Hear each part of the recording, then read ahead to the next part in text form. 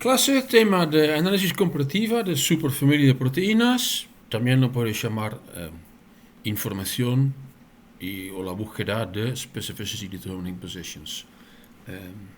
Bueno, es un conjunto de varias cosas. Vamos a hablar de información y vamos a hablar de la teoría de la información y cómo podemos usar la teoría de la información generando herramientas para identificar cuáles son las posiciones que son importantes en generar dos funciones diferentes después de una diversificación funcional. ¿Sí? Pero bueno, hay mucho más. Ese es un ejercicio bien específico, pero esa teoría también se puede aplicar a un nivel un poquito más general. Bien. Información es algo raro. Creo que ya se dan cuenta que es algo raro. ¿Basado en qué? Bueno, basado en que, por ejemplo, información de un alineamiento múltiple, funciona de una forma rara si estamos mirando una filogenia. Si queremos un buen MCA, significa que está conservado. Si queremos hacer una buena filogenia, necesitamos un MCA divergente. Entonces, sí, son cosas raras. Sí, pero en general también podemos decir que no sabemos bien qué es información. Albert Einstein dijo, information is not knowledge. Ok, eso ya indica, bueno, sí, hay un montón de información que en realidad no es importante, hasta que hay información que sencillamente es mala. ¿Sí? Ahora en día estamos hablando de misinformation and even disinformation. La disinformation es misinformation a propósito. Bueno, T.S. Eliot, where is the wisdom we have lost in knowledge? Where is the knowledge we have lost in information? Entonces va un paso más, ¿sí? Entonces desde información podemos generar knowledge, pero knowledge no es necesariamente es wisdom. Donde Churchill dijo, true genius resides in the capacity for evaluation of uncertain, hazardous and conflicting information. Bueno, ahora en día tenemos otro genio, que no es de Inglaterra, es de Rusia, se llama Putin. Y Putin es un genio, ¿por qué? Porque tiene una capacidad de generar uncertain, hazardous and conflicting information. Es otro tipo de genio. Pero bueno, creo que se entiende un poco el problema que tenemos con información. Definición, sí se puede. Información, datos proporcionados o aprendidos acerca de algo o alguien. Que claramente no significa que estos datos son correctos. Es information. Bueno, visualmente, data, ¿sí? Entonces tenemos un montón de data, pero ¿qué es la calidad de la data? Por ejemplo, lo que podemos hacer es clasificar data en verde, que es de buena calidad, y en púrpura, que es de mala calidad, o de dos tipos de datos, y hacer algunas conexiones entre estos tipos de datos. Ese será como ponderar, ese será knowledge. Y insight es sacar de este conocimiento una cosa que te hace ver la luz, un enlightenment, y wisdom es realmente ver cuál es la relación entre estas cosas nuevas que identificaste. ¿Sí? Y bueno, hay otra gente que llegan sencillamente a la conclusión que todo se puede derivar al unicornio. Bien, siempre trabajamos con datos y nunca tenemos todos los datos, y además muchos datos son malos. Sí, la expresidenta Cristina muchas veces estaba gritando Clarín miente, y la verdad es que tenía razón, porque sí, Clarín miente, pero hay otro tipo que también tiene razón, y eso se llama House. Everybody lies. Es el dicho típico de House Medical Doctor. Donde Trump a menudo está gritando ridiculous. ¿Sí? Bueno, esos datos en ruso, sí, es obviamente el último. Sí, o sea, ahí va. Este es Putin. ¿Sí? Y este es un proceso especial, ¿vale? Entonces es para indicar cómo ellos indican la guerra contra la Ucrania. Bueno, sesgo, ya lo hablamos también. A veces tenemos un sesgo, ¿es un problema? ¿Es un problema? Sí, pero si sabes que tenés un sesgo, es un sesgo que es aceptable. Bueno, basado en la filosofía también podemos entender cuál es el problema de información, porque todos conocemos más o menos la historia de la analogía de la caverna. Ok. Bueno, entonces, información, otras aproximaciones, tienes que hacer la pregunta, ¿qué es lo que quiero saber? ¿Sí? Y si le quiero saber y tengo alguna información, bueno, ya puedo opinar, ¿sí? Puedo generar knowledge, quizás wisdom, pero siempre vale la pena hacerte la pregunta, ¿cuál es la otra información? ¿Sí? Entonces, si voy a generar un alineamiento múltiple, puedo usar secuencias de SwiftProt, puede usar secuencias de RefSec, que genera un juego que es bastante completo. Quizás que falta alguna información, sí, lo que falta, por ejemplo, será información estructural. Podemos incluir, por ejemplo, información de la base de datos PDB. ¿Cuál es el sesgo? Bueno, eso depende de cada caso, es difícil de decir. Y también tenemos que decir cuál es el límite. Bueno, ¿cuál es el límite? Por ejemplo, si vamos a hacer un alineamiento múltiple y aplicamos información estructural de alguna forma, si tenemos 6 claros, si tenemos 4 claros con información estructural y 2 que no tienen información estructural, no solamente vamos a incluir un sesgo, acá también estamos mirando al límite. Sencillamente no tengo esta información. ¿Ok? Bueno, también ya hicimos varias veces preguntas como, si quiero generar un alineamiento de múltiples secuencias, ¿para qué? ¿Sí? Lo mismo con la filogenia, ¿sí? Depende del objetivo. Y debería cambiar la información. Por ejemplo, un alineamiento de múltiples secuencias está fantástico, pero para hacer la filogenia, ¿qué es lo que hacemos? Lo vamos a porar. ¿Qué estamos haciendo con el proceso de porar? Vamos a sacar información que no es confiable, que lo tratamos en términos de hoy en día de misinformation. Bueno, y ya, la paradoja de la filogenia ya la indiqué en uno o dos diapos pasados. Debería ser súper claro.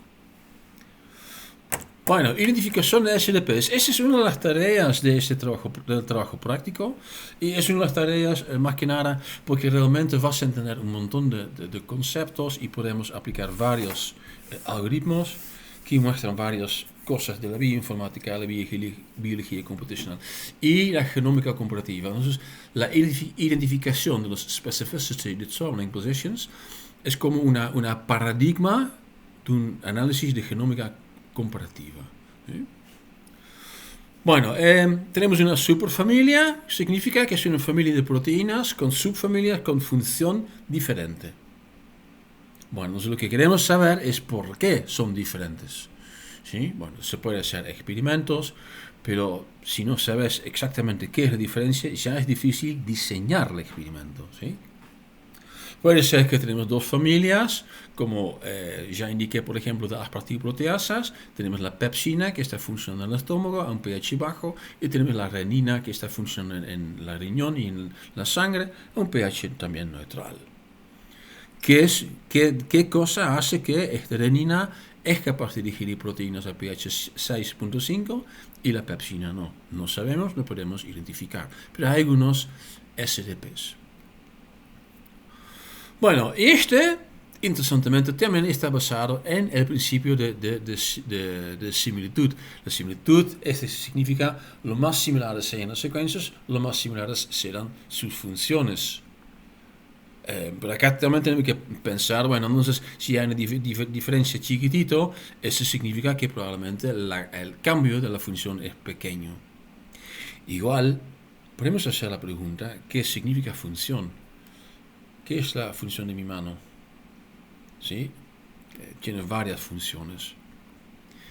Bien, bueno, hay varias descripciones de función que también ya es interesante para entenderlo un poco, porque vamos a ver que con los SLPs solamente vamos a mirar a una parte de la descripción de la función. Acá hay una tabla que dice EC1, EC11, etcétera, etcétera, etcétera, y luego EC2, 3, 4, 5, 6.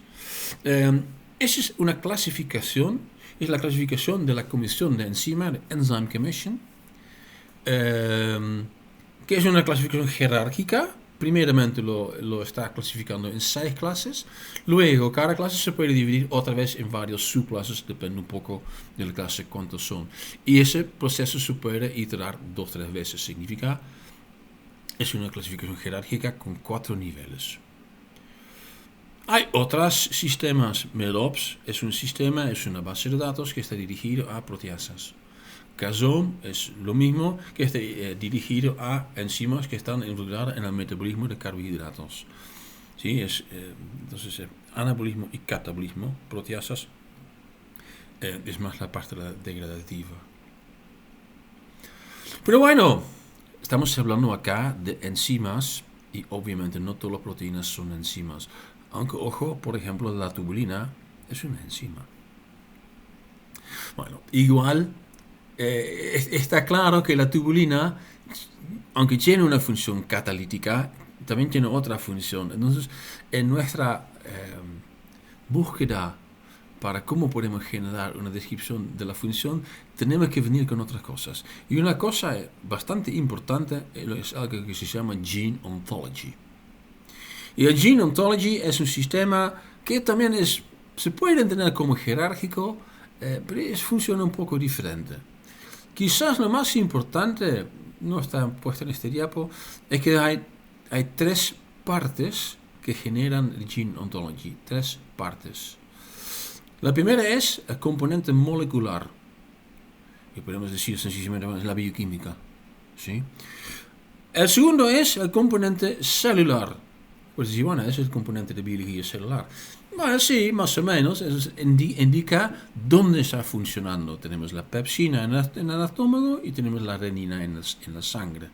¿Sí? Entonces, no es exactamente celular, es más del organelo, pero bueno, se entiende un poco la idea.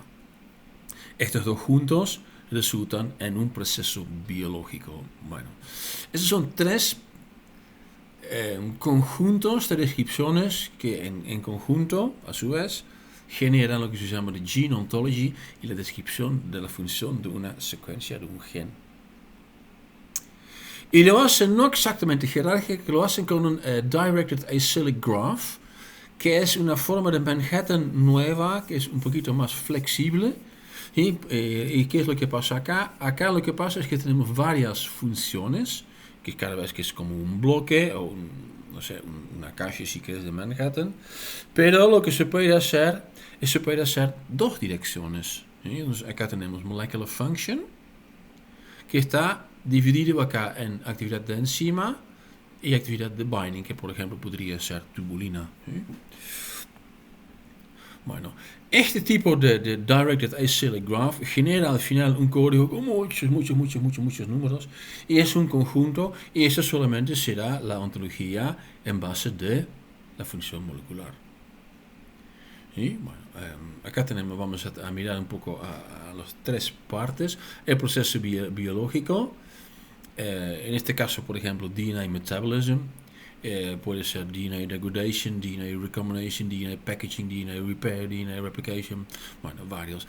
Pero por ejemplo, DNA replication, eso puede ser DNA dependent replication, pero puede ser por ejemplo mitocondrial, ¿sí? Puede ser que depende de DNA priming, o puede ser que es un proceso que es más DNA initiation. Bueno, son varios subfunciones que forman parte del proceso biológico del DNA metabolismo. Y cada proteína va a tener un cierto orden jerárquico, a veces con combinaciones, que explica en su mejor forma la función. Función molecular también está claro, tenemos una enzima, y la enzima necesita ATP para activar la helicasa, ¿sí? Entonces son 2 funciones que están acopladas, ¿sí? Y esto resulta en un ATP-dependent helicase. Entonces acá se separa y luego se une de nuevo en una actividad. Por eso necesitamos este Manhattan dedicado a Gene Ontology, Directed Acyclic Graph. Componente celular, ya mencioné un ejemplo, y ya en la última clase de genómica miramos este ejemplo donde estamos mirando a los small heat shock proteins, que son proteínas para proteger proteínas bajo condiciones de estrés, Y obviamente en cada componente celular podemos tener esos test, por lo cual en cada componente necesitamos una small heat shock protein particular. Y eso es lo que se ve acá, clase 1 es citosólico. Hay como 3 o 5 tipos. Y tenemos uno para reticulum, tenemos otro para mitocondria, otro para plástido, etcétera, etcétera. Bueno, este tipo de diversificación funcional no significa que hay un cambio fuerte en la parte del componente molecular. Lo que hay más que nada, y eso es lo que indica esta parte de la figura de nuestro manuscrito, es que más que nada hay un cambio en general en la parte N-terminal, donde a menudo se encuentra la información del componente celular. Entonces, con SLPs no podemos hacer la descripción completa de las funciones diferentes. No, bueno, depende un poco, ¿sí? Bien. Ok. Entonces, ¿cómo lo podemos aproximar? Lo podemos aproximar ya desde el inicio. Sí, entonces tenemos un genoma recién secuenciado, Haemophilus influenzae, y ahora nos encontramos en el año 1995.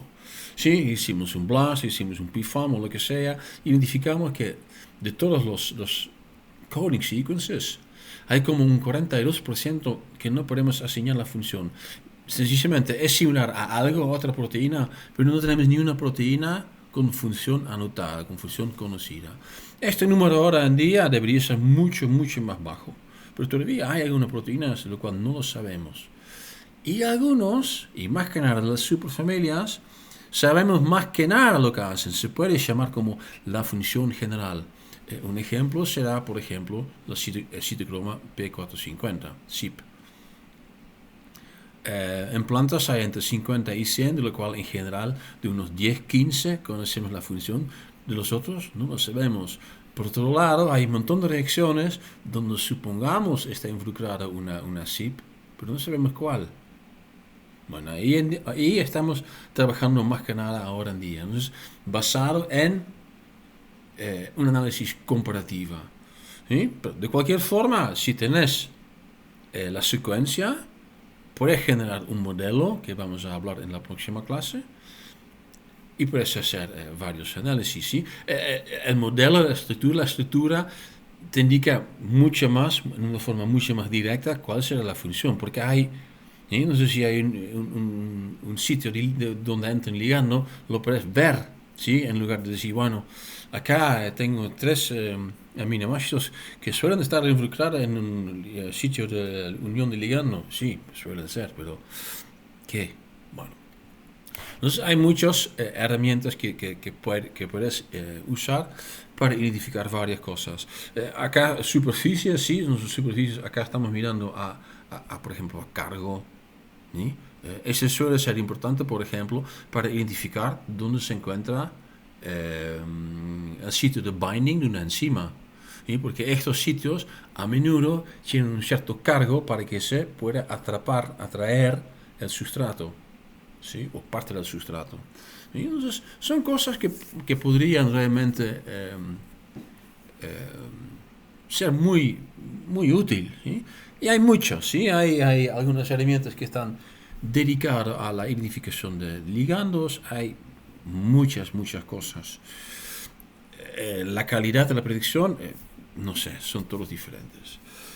Nosotros vamos a hablar solamente y en detalle sobre los specificity determining positions. ¿Qué son? Lo que dicen, ¿sí? Son posiciones que determinan la especificidad. Tenemos una superfamilia con alguna función y hay 2 subfamilias, y las 2 subfamilias tienen una función específica. ¿Sí? Tenemos una proteína-proteasa APH7 y tenemos una proteína-proteasa APH4. ¿Sí? Tenemos una glucosa oxidasa y tenemos una galactosa oxidasa, que son perfectamente familia. ¿Por qué? Porque la glucosa y la galactosa son sustratos muy parecidos, por lo cual la diferencia entre estas 2 subfamilias, la glucosa y la galactosa oxidasa, probablemente está en cómo podemos unir los 2 sustratos diferentes. Bueno, por lo cual una posición en una SLP es algo que se determina en función bioquímica. Lo que nosotros vamos a hacer es tratar de predecirlos usando las herramientas de la bioinformática. ¿Ok? Bien, bueno, vamos a la madre, ¿sí? Al método inicial que muestra más que nada la forma de pensar. ¿Sí? La forma de pensar es una combinación de jerarquía. Evolución es un proceso gradual, pero ya sabemos más que nada, si estamos hablando de superfamilias, que a menudo vamos a tener algo jerárquico. ¿Sí? Y la otra parte es algo que es funcional, sigue siendo conservado. ¿Sí? Entonces lo que vamos a identificar acá, y eso también ya lo indiqué en la clase de genómica, son por ejemplo mutaciones conservadas. Tengo dos subfamilias y entre estas dos subfamilias tengo una mutación. Este corresponde a glucosa y este corresponde a galactosa. Pero las dos cosas se encuentran conservadas y la única diferencia es que están diferenciadas entre las dos subfamilias. Eso es lo que vamos a buscar. Bueno, ¿cómo lo hacemos? Bueno, es una forma de pensar simple, es decir, bueno, vamos a plotear la filogenia en conjunto con la MCA y vamos a hacer un análisis jerárquica. Pero al revés que lo miramos en la clase de clustering, no vamos a empezar con todos los residuos, vamos a empezar a nivel de que tenemos todas las secuencias. ¿Y qué es lo que vamos a mirar? Vamos a mirar primeramente, ¿hay algunos sitios invariantes? ¿Hay algunos sitios que son idénticos? Bueno, estos sitios idénticos, ¿sí?, van a tener lo que se llama rango 1. Luego pasamos esta línea roja, donde está el mouse acá, ¿sí?, y le vamos a poner, por ejemplo, acá. ¿Sí? Y lo que pasa acá es que este todavía está separado, pero vamos a dividir estos dos. ¿Sí? Y podemos identificar algunos sitios que se encuentran conservados en uno o dos de estos claros, pero son diferentes entre ellos. Estos van a tener rango 2. Pasamos la línea hasta que vamos a tener 3 claros. Estos van a ser rango 3, rango 4, etcétera, etcétera, etcétera. ¿Y? Entonces, lo que resulta es que vamos a tener, por cada posición, vamos a tener un rango de conservación, pero pensando en la jerárquica que nos manda la filogenia, que será el resultado del proceso evolutivo. Bueno, tiene sentido, ¿no? Bueno, ese se llama un evolutionary trace. ¿Cómo lo podemos aplicar? Voy directamente a este. No encontré un línea imagen evolutionary trace. El software anda bien, pero no es fácil de aplicar. Lo que sí es fácil de aplicar es Consurf. Y en realidad hace más o menos lo mismo. Y acá se puede ver un output con algunos sitios en este celeste y otros sitios en este ciclamen. Celeste es variable y en el ciclamen se encuentra conservado. Este ejemplo conservado, por ejemplo, acá tenemos esta bolita en verde. Ese será, por ejemplo, el ligando. ¿Sí? Y claramente el ligando es súper importante para la función, por lo cual todo lo que está cerca del ligando está conservado. Y otras cosas, en general expresa solvente, no es una sorpresa, se encuentran más variables. Bien, para su información, amarillo significa que faltan datos. Bueno, ese es como se ve el evolutionary trace. Entonces, ese es un screenshot de un programa funcionando en Windows. Tenés la filogenia, tenés el MCA y tenés la estructura, y ahí puedes manejar y tener una idea de los varios rangos y los varios sitios, regiones tridimensionales conservadas, regiones tridimensionales variables. Vamos a otro. Diverge. ¿Por qué vamos a Diverge? Bueno, porque en realidad tenemos un problema. Lo que hace Evolutionary Trace es sencillamente está comparando secuencias sin realmente mirar a lo que pasó en la filogenia. Si estamos haciendo un sweep, una búsqueda jerárquica, pero no vamos a decir, bueno, si acá tengo D y acá tengo E, ¿qué podría ser el estado ancestral?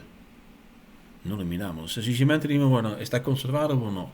Entonces, es algo simple. Este está conservado acá, diferente en las dos cosas. Eso significa que debería ser importante para uno al otro. En realidad no es así. ¿Y por qué no es así?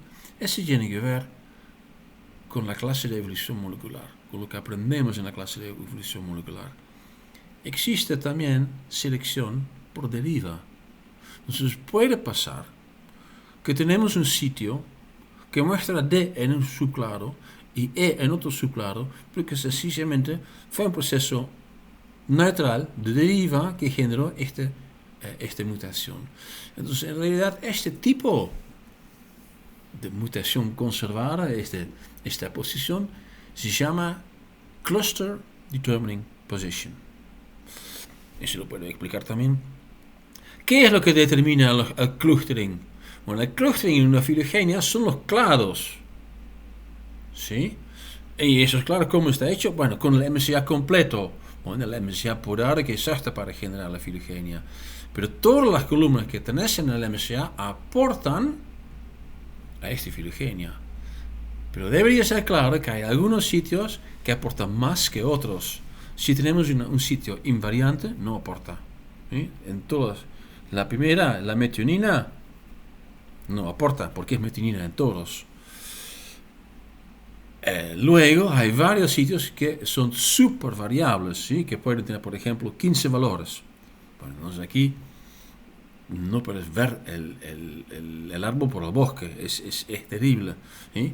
Pero también hay algunas posiciones que realmente en claro 1 es D y en claro 2 es E. Esas son las posiciones que determinan, que contribuyen significativamente al clustering que estás usando, que estás mirando. ¿Okay? Entonces son cluster determining positions, lo cual puede ser el resultado de selección. En general es así, pero no siempre. También puede ser por deriva. Bueno, por eso tenemos que hacer otro análisis. Y otro análisis es, por ejemplo, lo que hace Diverge. Lo que hace Diverge, tenemos que pensar en qué es lo que podemos mejorar en una filogenia si estamos pensando en la matriz de sustitución de Blossom. La matriz de sustitución de Blossom es una matriz que está basada en parsimonia.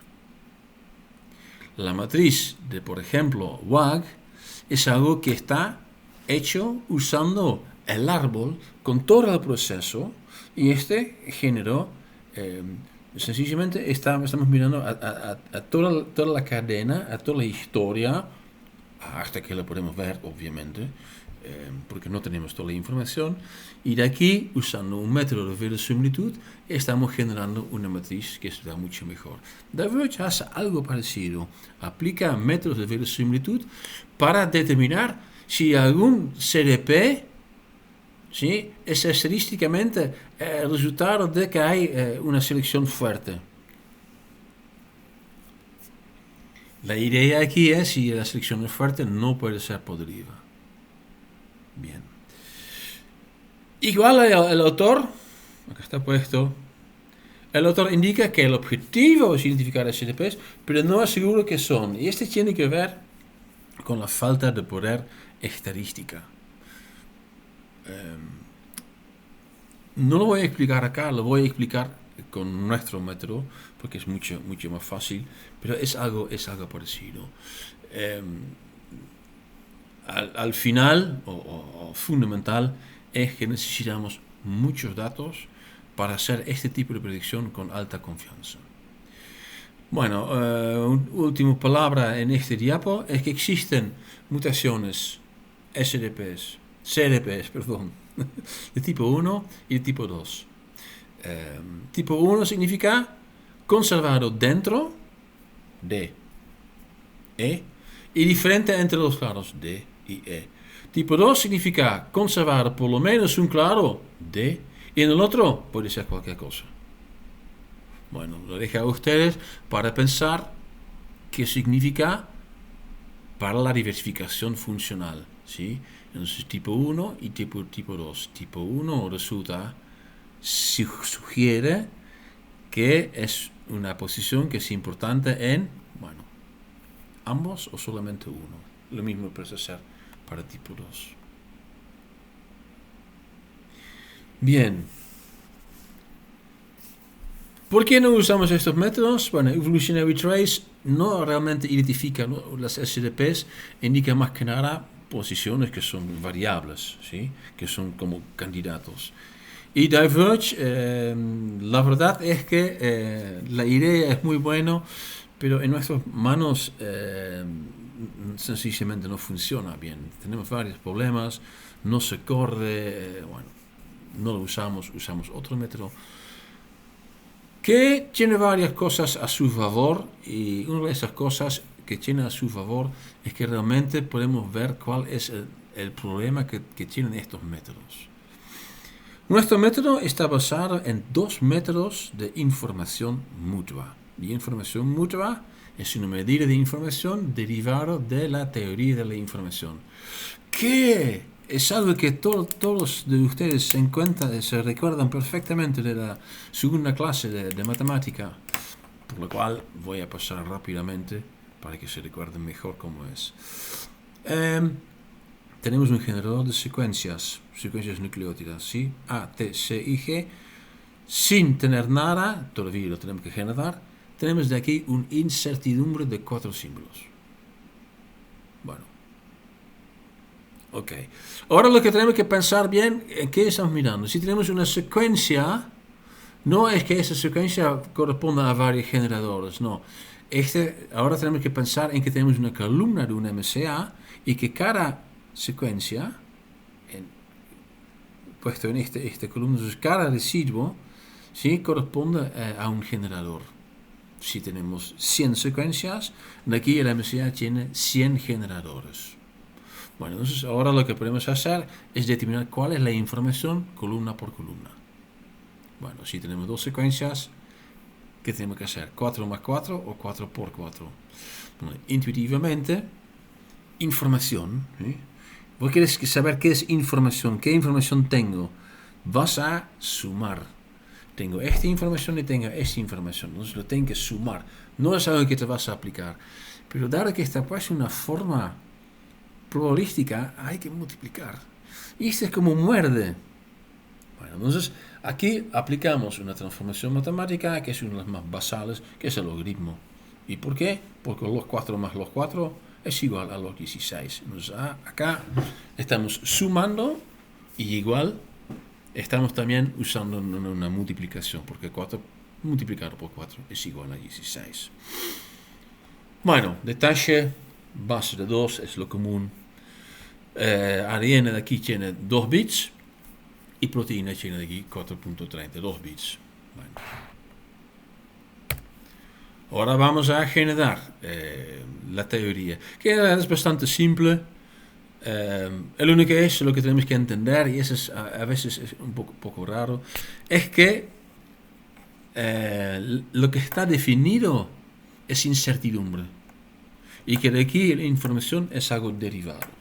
Bueno, volvemos a nuestro generador. Tenemos una cierta incertidumbre sobre cuál es el próximo nucleótido. Una vez que generamos ese primer nucleótido, no tenemos más esta incertidumbre, por lo cual información es la disminución de incertidumbre. Bueno, y ahora vamos a mirar un poco a la teoría. Bueno, logaritmo, sí, log m, si tenemos un alfabeto de tamaño m, es igual al menos de log 1 dividido por m. ¿Sí? La probabilidad es 1 dividido por m. ¿Sí? Por lo cual log m es igual a menos log p. ¿Ok? Bueno, la probabilidad de tener cualquier símbolo es, y esa es una definición, se llama surprisal. UI es menos log pi. Surprisal. ¿Por qué se llama surprisal? Bueno, si pi, la probabilidad que aparece el símbolo i, se acerca a 0, significa si lo vas a encontrar, vas a tener una gran sorpresa. Bueno, ¿y qué es lo que vamos a determinar? Vamos a determinar lo que se llama el surprisal promedio. Y porque el surprisal lo podemos calcular para, si es ADN, los 4 símbolos, si es proteína, para los 20 símbolos. Y el truco es que este no es algo lineal. ¿Por qué? Porque estamos trabajando con logaritmos. Bueno, incertidumbre de aquí, entonces, símbolos h es el surprisal promedio. Una columna de una MCR aquí corresponde a n generadores y queremos saber el contenido de información de la columna, no de la posición. La columna, ¿para qué podemos decir? Bueno, esta columna, ¿sí? Tiene mucho M, entonces si es una proteína de este tipo, debería tener, es bastante probable que tenemos en M. Esa es un poco la idea.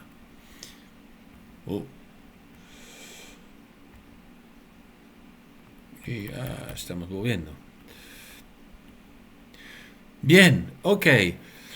Una cadena. Columna. ¿Sí? De tamaño N. 100 secuencias y el alfabeto tamaño M, 420. Y lo que vamos a hacer, el símbolo I del alfabeto aparece NI veces en el thing. ¿Sí? Tenemos 100 secuencias y, por ejemplo, 20 veces A. NI, NA, de aquí es 20. 20. Bueno. Y lo que podemos hacer es también calcular el surprisal. ¿Sí? Y tenemos sobre el alfabeto del primer letra, hay NI sustancia con surprisal I, el surprisal promedio es... Bueno, primeramente tenemos los surprises de cada uno. Y luego lo que tenemos que hacer es sencillamente determinar la suma. Y la suma lo determinamos primeramente sobre NI multiplicado por UI y lo dividimos por NI, también la suma. El tamaño del string está dado por N, es otra vez, es la misma, es la suma de I, es desde 1 a M de NI. Bueno, por lo cual, a ver cómo es. Entonces, este, que está ahí abajo, es igual a n. Por lo cual podemos simplificar este. ¿Sí? Bueno, ni dividido por n, ¿qué es? Bueno, es la probabilidad de que aparece símbolo i. ¿Sí? Entonces, acá podemos decir, en lugar de este, vamos a poner la p. Acá está. H es la suma desde el primer símbolo hasta el último símbolo de P del símbolo multiplicado por UI del símbolo con UI es el log menos log PI, el surprisal. Aquí está. Incertidumbre de Shannon, HS menos log la suma de PI multiplicado por log PI. Es rarísimo, pero es así. Bueno, la división es bastante simple. Ese es el ejemplo que puse, que también está claro y aclara muchas cosas. Vamos a comparar, por ejemplo, en la primera columna con la penúltima. No sé si se recuerdan, es sencillamente hecho una planilla de Excel. Y acá tenemos un cálculo, acá es sencillamente 3 sobre 8. ¿Sí? Es la NG sobre N. Y ahí pasa en todos. Si podemos calcular la PG, podemos calcular también la UG, ¿sí? Y si tenemos la PG y la UG, podemos calcular el surprisal de cada uno. Y si tenemos el surprisal de cada uno, podemos sumar, lo cual nos genera la incertidumbre. Bueno, y acá en la primera columna tenemos 3G, 2A, 2T y 1C. Por lo cual, pensando bien, el poder predictivo es una nada, no significa nada. De aquí, la información es baja. Tenemos una alta incertidumbre. Bueno, se ve perfectamente reflejado, porque el truco era, información es la disminución de incertidumbre. Por lo cual, si tenemos una incertidumbre inicial que es de 2, ahora que sé que debería corresponder a la primera columna, tengo un contenido de información de 0.09, bueno, 0.1. Esto todavía es muy poco. Vamos a columna 7, creo que eso, o 6. ¿Qué tenemos? Tenemos 7G y tenemos una C. Y el truco que está lindo, que está en ambos, en la primera y en la segunda, tenemos una C. Pero se ve que al final la C, en columna 6, está mucho más alto. Y esto intuitivamente tiene sentido, ¿sí? Porque lo que sale es o una C o una G, donde en la primera podría ser A y T también. Entonces, aunque la probabilidad de te vas a generar una C es igual tenés más información. Porque estás seguro que no va a ser A ni T. Y en la primera columna no lo tenés. Bueno, eso es todo en una forma relativa y una forma que se puede calcular con la idea que estamos y aplicando probabilidades y estamos sumando información. mediante esta teoría de Shannon.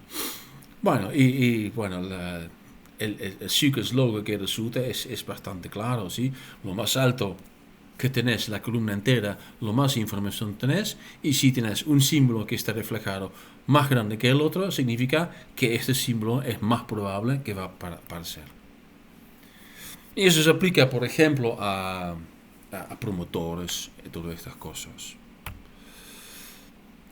Bueno, acá tenemos dos. Sí, acá tengo indicar, eso es lo que encontré en algún sitio, lo voy a explicar un poquito más detalle. Note that sequence logos do not take into account similarity, but are based on percentage identity. Ok, ¿qué significa? Eso significa que para ADN está perfecto, ¿sí? Porque en ADN no tenemos similitud de los 4 residuos, de los 4 bases. Si estamos hablando de proteína, sí tenemos residuos. Y la similitud es algo diferente que la identidad. Y ahí está un poco el tema. ¿Sí? Entonces, por acá, por ejemplo, podemos comparar la columna 3 con la columna 13. En la 13 tenemos casi solo glutamato. Y el contenido de información es mucho más alto, o bastante más alto que en la columna 3. Pero supongamos que ponemos otra letra en nuestro alfabeto. ¿Sí? Vamos a decir, bueno, D o E es lo mismo, es una. Seguramente que combinado, la D y la E se encuentran en más secuencias que la E en posición 13. Seguramente significa que el contenido de información debería estar por ahí, arriba, más alto que se encuentra en la columna 13. No capta similitud. Esa voz, lo que está lindo es que siempre lo puedes ver, ¿sí? Puedes ajustar un poco los colores vía varios esquemas. Ese es el típico, donde el rojo es ácido y azul, por ejemplo, es básico.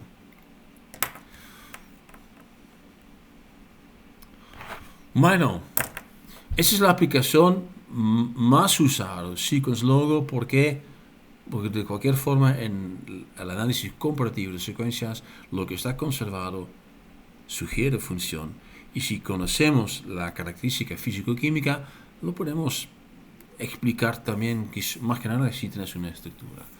Ahora vamos a información mutua, porque eso es lo que realmente vamos a usar. No voy a hacer mucho en la matemática,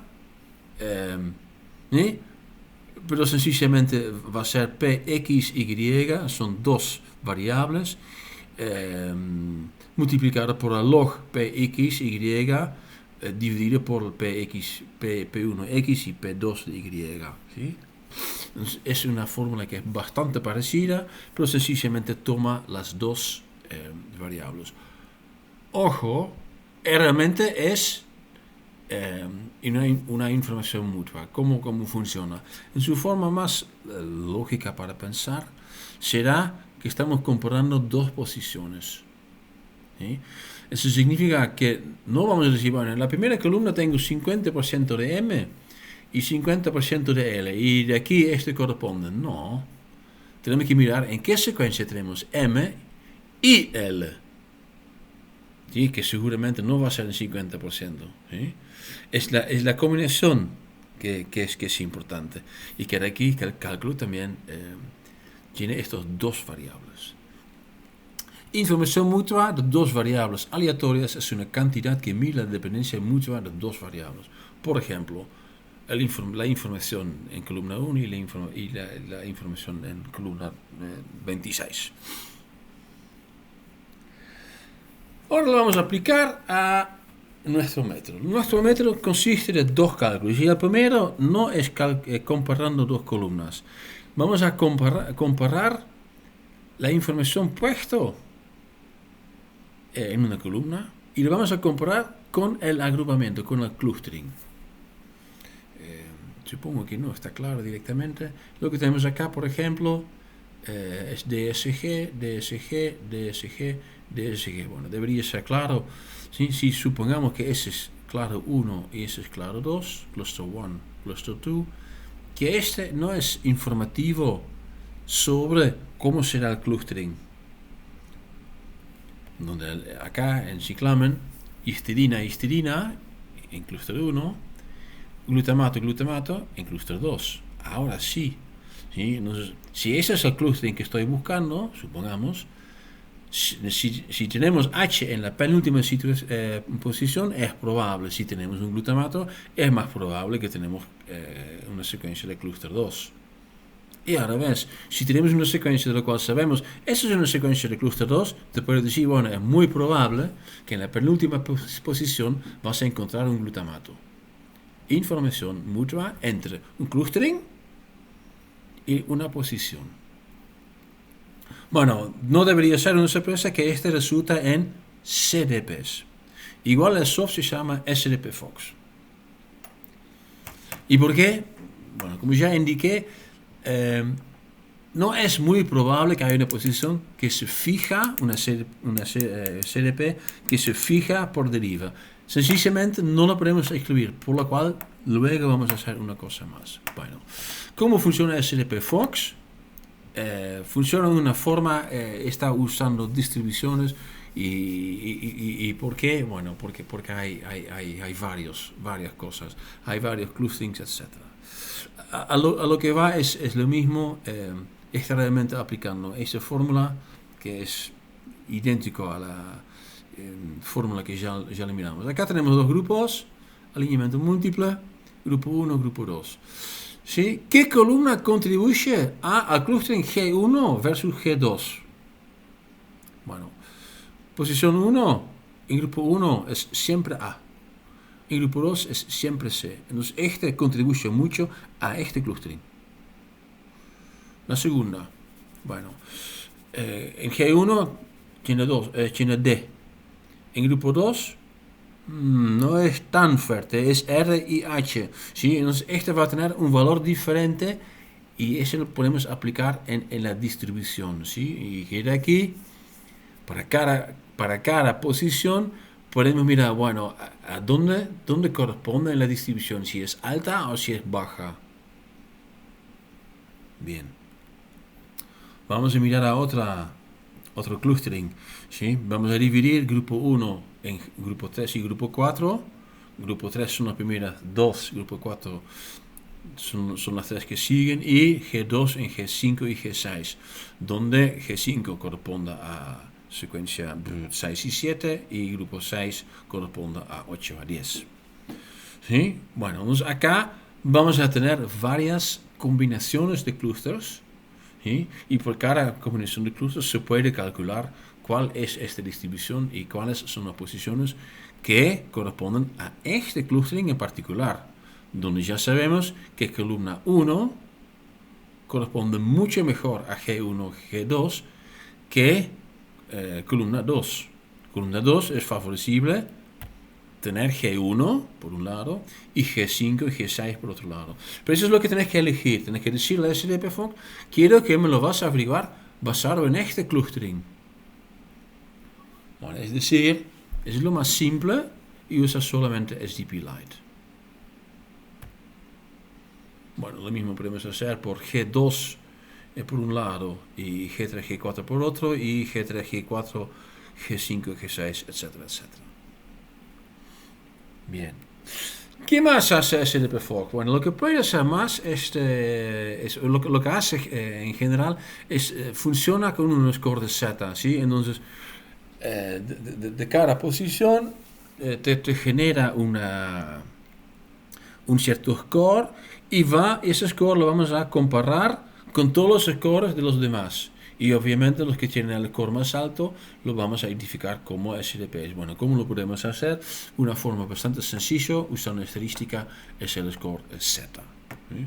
El score Z es sencillamente tenemos una distribución y tenemos un score Z por lo cual podemos identificar un outlier con un score bajo y un outlier con un score alto.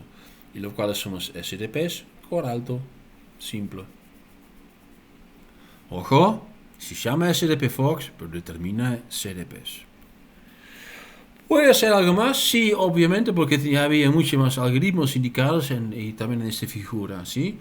Entonces, SDP-Lite lo que hace es que tengo un clustering, tengo un elemento múltiple y voy a mirar cuáles son las posiciones que mejor corresponden a este clustering. Y si no tenés el clustering, bueno, lo dejamos al algoritmo. Y ese algoritmo es bastante sencillo, solo es que hace muchas iteraciones. Arrancamos con SDP Cluster. Entra la MCA, no sabemos nada del clustering, ¿sí? Entonces lo que vamos a hacer, acá tengo una MCA con n secuencias, lo voy a dividir aleatoriamente en n grupos. Por ejemplo, tenemos 100 secuencias, lo vamos a dividir en 10 grupos. Esto suena a un trabajo, a una forma, a una aplicación que ya la miramos, el K-means clustering. ¿Sí? En este caso, K es n pequeño. Entonces, ¿cómo lo tenemos que seguir? Bueno, si lo vamos a hacer de esta forma, lo que vamos a tener es un clustering que es aleatorio y que va a ser de mala calidad. Entonces, lo que tenemos que hacer en un espacio de soluciones mucho más complejo que miramos con los Voronoi, ¿sí? Porque Voronoi es sencillamente 2, acá tenemos 100 secuencias, mucho más complejo. Entonces, tenemos que encontrar una forma para mejorar el clustering inicial. Bueno, lo que hace es que acá tengo un clustering y sencillamente va a medir un poco cuáles son las secuencias que correspondan a un clustering, a un cierto clúster. ¿Sí? Bueno, entonces entra directamente con este clustering en SDP-Lite y genera cuáles son los CDPs, que probablemente van a ser muy pocas. ¿Por qué? Porque la gran parte es más ruido que señal. ¿Por qué más ruido que señal? Porque inicialmente no tenemos bien los grupos. Y solamente donde hay un conjunto de secuencias que realmente corresponde, ¿sí? Vamos a tener algo de señal y eso lo vamos a identificar como una señal. Bueno, por eso vamos a iterar. Entonces cada vez vamos a identificar SDPs y vamos a reasignar secuencias a grupos nuevos. Eso es parecido al proceso que hacemos en el K-means clustering. Lo iteramos 10.000 veces. Bueno, y luego viene otro clustering. Todavía no estamos, porque eso es más complicado, más complejo que el K-means. Determinamos la distancia entre secuencia 1 y secuencia 2. ¿Cuántas veces se encuentran en otro? ¿Sí? Y de aquí vamos a generar, con Upgama vamos a generar un árbol. Bueno, y vamos a generar un clustering basado en la calidad de Q. Y la calidad Q que es, bueno, la calidad Q de clúster es la distancia externa menos la distancia interna. Bueno, si la distancia externa es muy grande, ¿sí? Eso te genera un cierto valor. Vamos a tener varios valores y aplicamos una función de maximizar y ese será el mejor. Y entra otra vez en SDP-Lite. Entonces aquí vamos a iterar. Ojo, estos 10.000 iteraciones es algo que hacemos acá. Esta iteración es algo que hacemos más tarde. Bueno, entonces al final lo que hace es, parecido al K-means, es generar cada vez un clustering que tiene más sentido. Bueno, ese es un screenshot del paper que obviamente está disponible. Bien, CDP, no es CDP porque evolución molecular neutral. Entonces lo que vamos a hacer ahora es vamos a agregar otro método para que podamos decir si es el resultado de deriva o si será el resultado de selección. Bueno, ¿cómo lo podemos hacer? El truco de acá es algo que se llama coevolution. Y pensando sencillamente en probabilidad, si tenemos una CDP, podemos decir, bueno, no estoy seguro que es por selección, puede ser que es por deriva, pero si es deriva, la probabilidad que realmente se fija, porque las poblaciones en general son bastante grandes, es pequeña. Es más probable que sea el resultado de selección, ¿sí? Bueno, supongamos que tenemos dos CDPs, dos positions, que están evolucionando en conjunto. Y ahí entra el MI que expliqué inicial, donde vamos a comparar columna 1 con columna 2. ¿Sí? Bueno, aquí. ¿Sí? Hay que usar todo el alineamiento y no es necesario pensar en el clustering. Sencillamente vas a decir, bueno, acá tenemos todo A, acá tengo todo G. Y si tengo acá todo C, acá tengo todo H. Entonces, acá en este, ojo que es un poco diferente que en el otro ejemplo, la primera columna tiene una muy alta información mutua con la última columna. ¿Sí? Bueno, ese es un ejemplo simplificado, pero se entienden que también otra vez con esta fórmula que está derivado de la fórmula de información normal, podemos calcular cuál es el MI entre dos posiciones. Para ahí es donde entra algo raro y algo que es difícil no entender, de comprender. Primeramente, supongamos que tenemos una columna adicional que no está puesto, la última. Todos C. Significa que esta columna tendrá un contenido de información de 4.32. ¿Por qué? Porque es estrictamente conservado. Entonces, si tengo este conocimiento, yo lo sé exactamente cómo es. Sí. Pero sorprendentemente, esta columna tendrá una información mutua de 0 con cualquier otra columna, que se puede derivar desde la matemática. Yo no soy tan bueno en matemática, entonces lo voy a tratar de explicarlo desde la lógica. Supongamos que tenemos todo C en la última columna. Ok, entonces tengo C en la última columna. ¿Cuál será el valor predictivo que tengo sobre el valor en columna 1? 0. Pues decir A o C. Sí, en este caso, pues es un caso simplificado, ¿sí? En realidad siempre es un poquito más complicado. No sé si va a ser A o D, entonces no tengo conocimiento. Tengo 0 conocimiento. Por otro lado, si tenemos una columna altamente variable, es muy improbable que vamos a identificar información mutua con otra. Puede ser que es de 4.32. Si siempre es la misma combinación de dos residuos, vamos a tener una información mutua alta. Pero ojo, ¿cuántas combinaciones hay? 20 por 20. Son 400. ¿Sí? Bueno, al final, lo que identificamos en general es que las posiciones, las combinaciones que muestran información alta consisten de columnas que ya tienen un contenido de información bastante alto. Eso también viene un poco de la idea de la coevolución en algo funcional. Significa que no podemos evaluar cualquier cosa y que siempre hay dos cosas que van de la mano. No. Para esa función nueva necesito una triptofano en posición 30. Y esto lo tengo que recompensar con una glicina en posición 62. Y ahí vamos a tener coevolución. Y eso es lo que medimos. Bueno, eso significa, sabemos, pensando ahora, si tenemos una columna que muestra un contenido de información alta, contenido simple, probablemente va a tener una información mutua alta con varias otras columnas. Y no quiero identificar todas estas combinaciones. Quiero saber cuáles de las combinaciones son las más destacantes. Bueno, ¿cómo los busco? Con Z.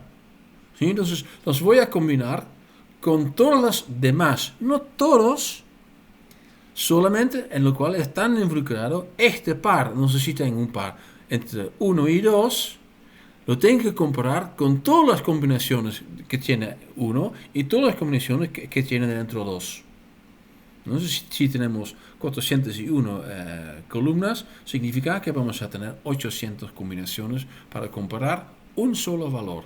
Y si ese valor se encuentra súper alto en el espectro, ahí va a ser información mucho alta. Bien. Entonces, ¿qué tenemos ahora? Ahora tenemos una cosa que nos puede identificar coevolución. Pero coevolución no significa necesariamente que es algo de diversificación.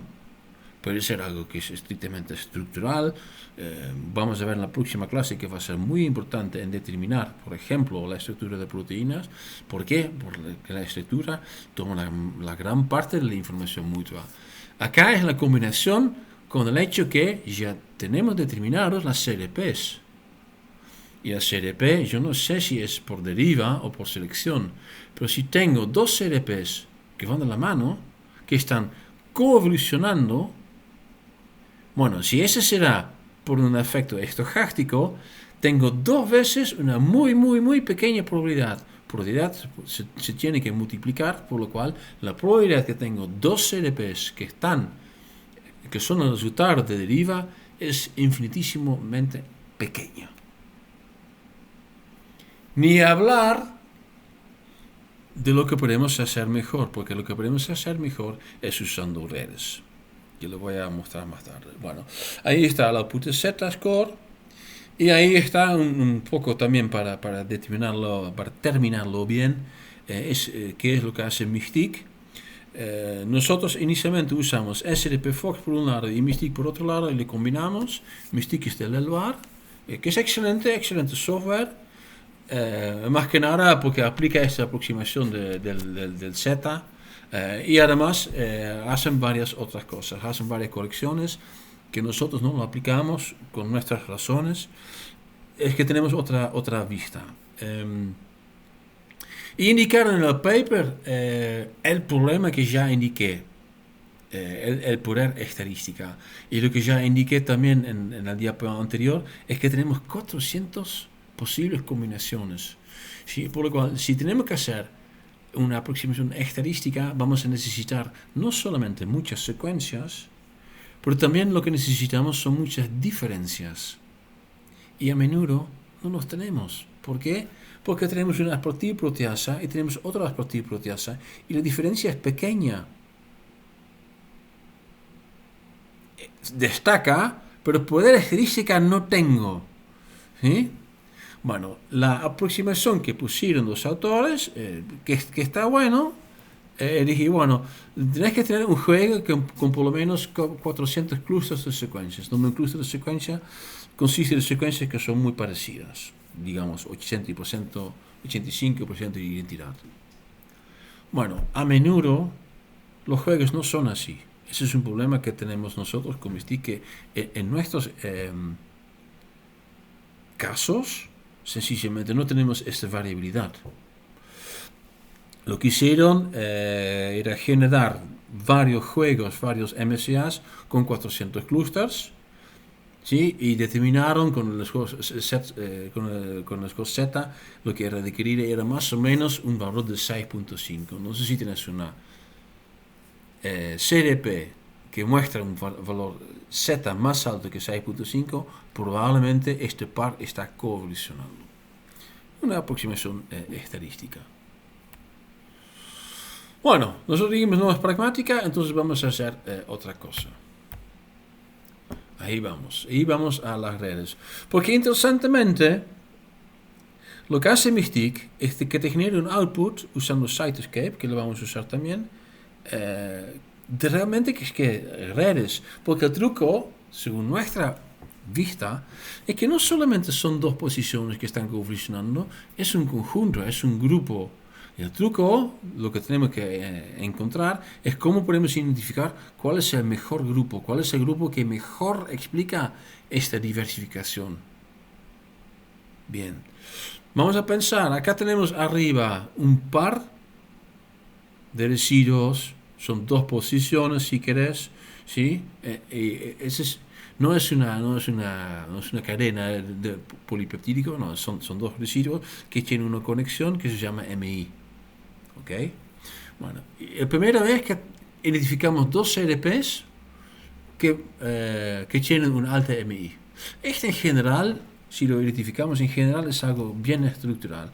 Por ejemplo, en claro 1 un puente de sulfuro y en claro 2 no un puente de sulfuro. ¿Ok? Bueno, Y hay algunos ejemplos.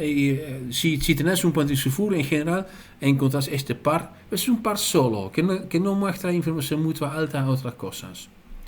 A veces encontrarás algo más grande. Y acá puse algo lo más simple, que es una red primaria que consiste de 3 posiciones. En términos de la teoría gráfica, de 3 nodos con 2 aristas. Y ahora vamos a pensar cuál es el soporte que tenemos. Hay 3 posiciones.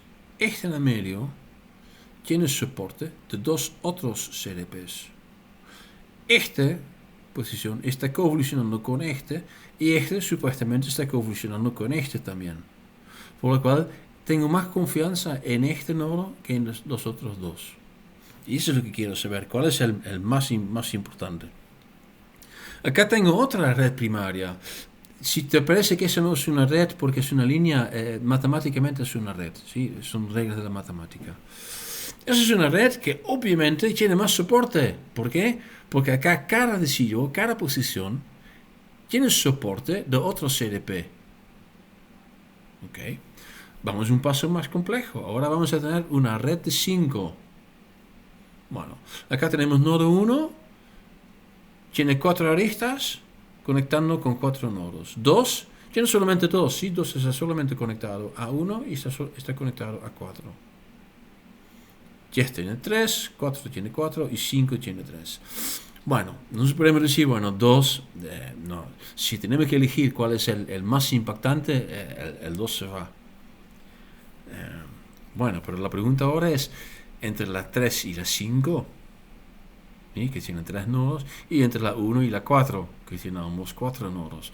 Y ahí es donde entran el grosor, que está puesto en esa forma visualmente, que corresponde al MI.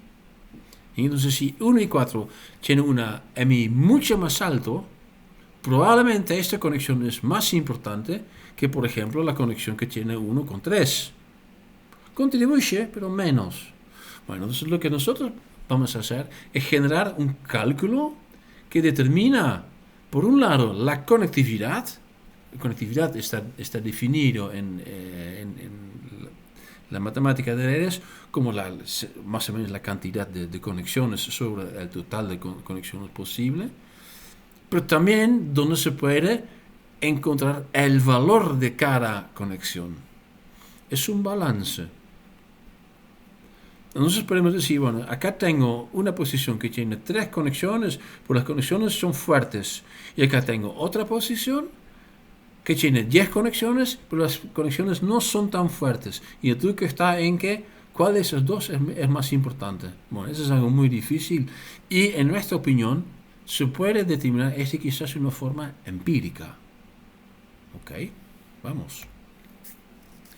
Bueno, nuestro software que está en pleno desarrollo se llama MIX, Mutual Information Connectivity Score. Vamos a elegir la red, el conjunto de CDPs que muestran el score de conectividad, incluyendo información mutua más alta. Pero estamos combinando dos cosas, conectividad e información mutua. Y eso entonces son dos cosas que se pueden combinar en varias formas. Y no es fácil. ¿Por qué no es fácil? Bueno, supongamos que decís, bueno, si el MI es importante, lo que puedo hacer es sencillamente sumar. Ok, vamos a sumar. Pues yo digo, hay algunos que no son tan importantes, que van a tener MI, solamente poco MI, entonces lo voy a sacar. Entonces, ¿cómo lo puedo hacer? Voy a aplicar un cutoff, un threshold. Eso es lo que se va a mostrar en estas 4 imágenes. Inicialmente tenemos 17 CDPs que sacamos de SDP Fox. ¿Ok? Bueno, buscamos los valores de MI de Mystique. Ahora lo calculamos nosotros con nuestro software. Es un poco diferente. Y podemos decir, bueno, y podemos calcular la suma. Ahora voy a aplicar un Mutual Information Threshold. Vamos a decir, bueno, yo no sé exactamente desde qué MI dos CDPs realmente están coevolucionando o dónde será un proceso más neutral o casi neutral. Supongamos que está a 7 y en 7 vamos a perder dos nodos, el nodo M y el nodo P. Y bueno, pero la suma baja. ¿Por qué? Porque sencillamente tengo dos CDPs menos que contribuyen a la suma. Por otro lado, ¿sí? Entonces, lo que pasa es que si voy a aplicar un threshold, significa que cada vez baja la suma de MI. Entonces, la suma no funciona. Por otro lado, el promedio va a subir. ¿Sí? Porque cada vez estoy sacando posiciones que muestran una MI menor que los que van primeros. Entonces me voy a quedar con el mejor par. Entonces eso tampoco es. Entonces hay que venir con algo más elaborado. Bueno, en este momento había solamente uno o dos que eran muy parecidos. Ahora en día ya tenemos varios cálculos diferentes. Y lo que hacen es que lo aplicamos al juego, entramos los CDPs, entramos los datos de información mutua y genera un óptimo. ¿Sí? Bueno, y lo que no sabemos bien ahora es cuál de los 4 o 5 formas que tenemos que usar. Lo que sí sabemos es de cualquier forma lo que sale es algo bueno. ¿Sí? Entonces, lo que también podemos hacer es decir, bueno, otro lado. Basado en este análisis, vamos a aplicar acá un MIT de 9.5, por lo cual no está más, hay 3 posiciones que no está más y calculamos todo basado en estos 14 o 13 dice, 13 nodos y todas sus interacciones. Ok, eso significa, no, eso lo vamos a comparar, otra vez comparar con algo que importante, MIT 9.5 y N13. Vamos a generar 1000 redes de 13 nodos y con MI arriba de 9.5. Y este genera una distribución y vamos a comparar nuestra red con esta distribución. Y en general nuestra red tiene una coseta súper alta. Por lo cual podemos decir que el método es bueno. El único lo que no sabemos es que cuál de los cálculos será el mejor. Lo que tenemos que entender es que funciona con un threshold. Empezamos con 17 nodos. Entonces, si vamos a tener 5 métodos diferentes, vamos a tener quizás 4 o 3 redes realmente diferentes. ¿Y en qué difieren? En 2 o 3 nodos solo. No es que genere un juego totalmente diferente, no, porque depende de del mismo juego de entrada de SDP Fox. Bien. Bueno, ¿cuál es el próximo paso que nos va a llevar tomar más o menos 2 años? Es hacer muchas comparaciones. Lo que queremos tener es lo que da el mejor. Y acá lo que tenemos es que no tenemos un juego de benchmarking. Entonces lo que vamos a hacer es una hipótesis. Y la hipótesis es que, bueno, si tengo 2 subfamilias, lo que tengo que encontrar es un conjunto de CDPs que están evolucionando en conjunto y que me muestran una delta información más alta. ¿Y qué será la delta información? Bueno, eso se puede ver quizás lo mejor en las últimas 2 posiciones. En la última posición. Entonces, acá en grupo 1, y ese es el contenido de información, tengo un contenido alto en K, en lisina. Entonces acá tenemos mucha lisina y tengo un poco de R. Bueno, en el otro grupo no hay K, pero sí hay R. Entonces la delta de información es el contenido de información de K de grupo 1 menos el contenido de información de K en grupo 2, acá no se ve nada, más el contenido de información de R en grupo 2 menos la información de R en grupo 1, que sí hay algo. Esa será la delta de información. No es información mutua, tampoco es información. ¿Sí? Bueno, esa será la delta de información. Y eso se puede calcular para cualquier posición, de aquí para cualquier combinación de SDPs, y que de aquí se puede promediar. Bueno, y la idea es, si eso lo aplicamos, por ejemplo, a 100 casos, ¿sí? el método que al promedio genera la mejor predicción, ese será el método que vamos a aplicar. Y ese será un método empírico. Bueno, ustedes van a usar este ya con un output que te va a mostrar 4 o 5 outputs. Lo que tiene que prestar atención no es tanto en el óptimo, pero lo que tiene que prestar atención es que en el comportamiento del gráfico. Eso significa, si vas a perder una posición que no es tan importante, no debería cambiar mucho. Pero si te vas a perder una posición que sí es muy importante, debería bajar drásticamente el score. No necesariamente era el score más alto, pero si baja drásticamente, vos sabés, bueno, si voy a perder esta posición, probablemente voy a perder algo del valor predictivo que estoy justamente buscando. Ahí es donde estamos buscando en este momento. Bueno, cualquier duda, pregunten. Y por todo lo demás, fuerza con el TP.